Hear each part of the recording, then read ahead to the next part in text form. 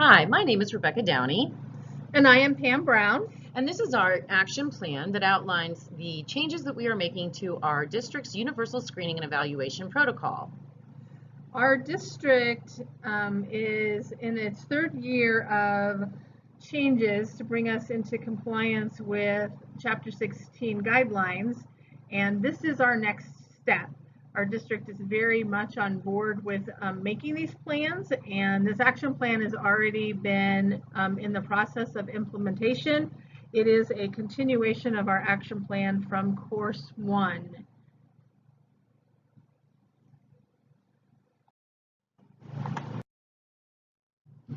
For action plan step 1, at the end of course 1, when we presented our action plans to our district director, gifted administrator, and gifted and the staff that Pam and I that worked on it in April, the plan was well received by the directors and the administrator.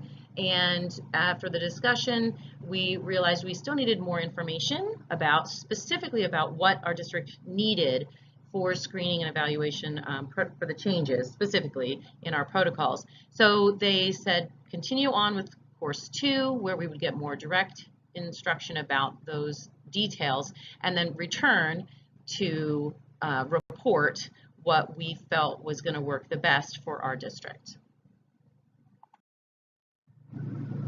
So after going through course 2, and as we are wrapping it up, we had an opportunity just this week to sit down with our gifted administrator at her request. We looked at the process that we want to proceed with, and then we looked at the data that we currently are using in our district-wide assessment system to see what was available and what would be helpful in this child find process. At this point, we feel like we can look at data that we currently have to accomplish the first level of the universal screening protocol.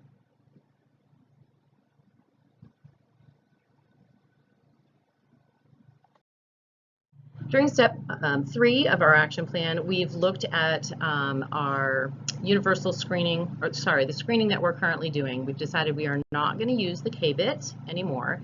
We have enough achievement data, but we are still deciding whether we need a universal screener tool that we administer to all students at a particular grade level. So we are researching the cost of various tools and going to present that to our director to see if we would like to include that or just go with achievement level at this step of our screening process.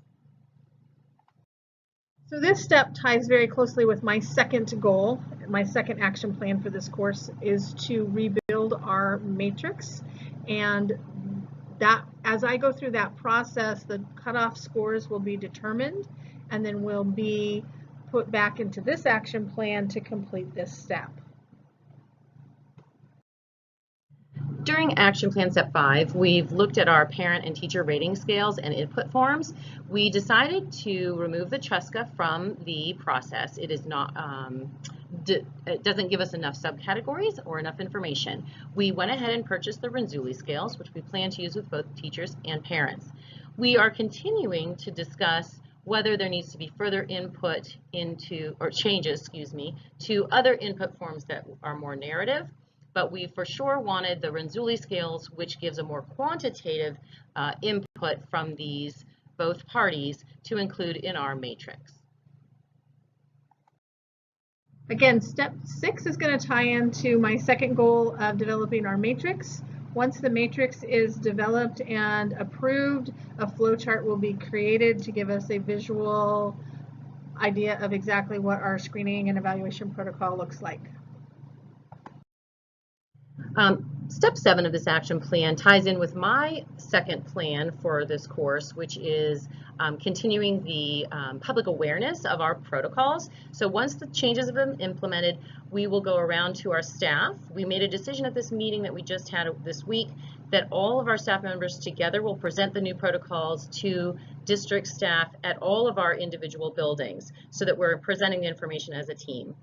The public awareness will continue with updating our district comprehension plan and publications that can be printed so that they can be passed out to parents, and information will be updated as well on our website.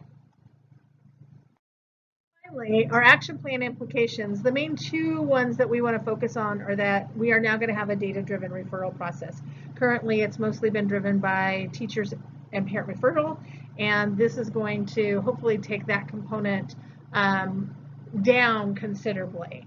And then the second part would be that our underrepresented populations are going to have a higher likelihood of actually being identified, and then that will come into line with our district demographics.